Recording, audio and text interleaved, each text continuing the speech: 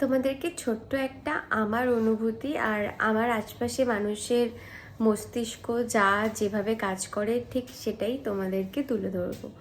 তো আমার একটা পোস্ট, এই যে হালকা ক্লিভেজ দেখা যাচ্ছে, আর আমার এই হাতটা, এই হাতের এই অংশটা, আর আমাদের মেয়েদের যে মানে লুকানোর কিছু নেই, বুকের অংশটা মানে স্তন যেটা হয় আর কি, সেটা, আর হয়তো একটুখানি এখানটায় পিঠটার এই জায়গাটা দেখা যাচ্ছে। ঠিক আছে, ভালো করে দেখিয়ে দিচ্ছি আমি। সামান্য এইটুকুনি মানে সহ্য হচ্ছে না, মানে ভালো লাগছে না। এইটুকুনিতেই কি সেক্স উঠে যায়? এইটুকুনিতেই কি